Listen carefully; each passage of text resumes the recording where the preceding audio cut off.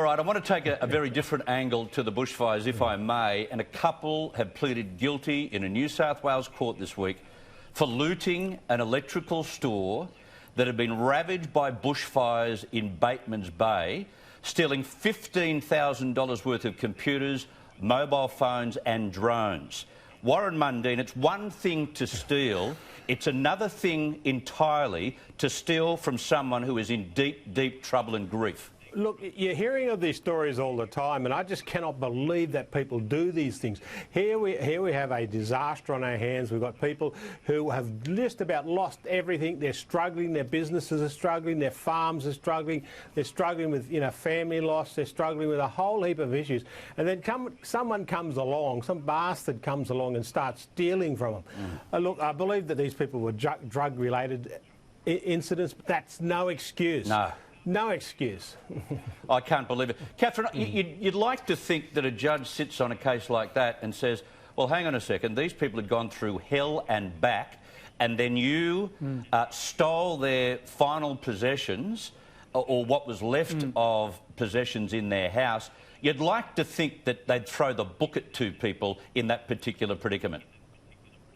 I think there's a pretty fair chance they're going to, though, Chris. They were denied bail. And, we got the usual kind of exoneration from their lawyer who said, there was a mental illness issue, and I think in the case of the female, she had young children at home. The police... Well, she should have been at home with the young children, shouldn't she? Yeah.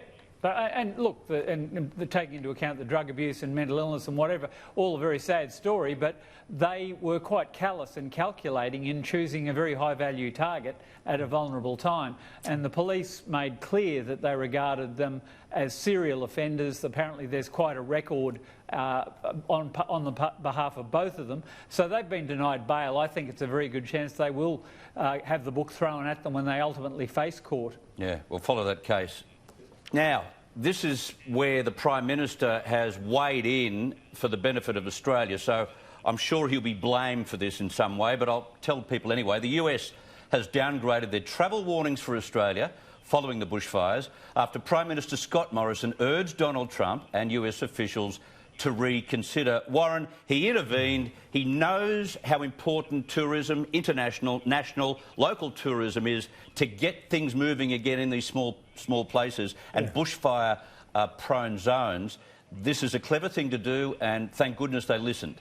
Oh, good on him for this, getting out there, because you look at the South Coast, it depends on that economic tourism dollar, and so it's very important that we, as we deal with the fire issues, that we start rebuilding the economies of these areas. And also, there's a lot of Australia that is not being affected by the fire at the moment. We need to have tourism go there. We need that tourism dollar. If people really want to help out and help these communities, a good way is and as soon as we settle down all the fire stuff, come on holiday and spend the money and help these communities rebuild their businesses and their economy. Yeah, next holiday, next weekend away, do it.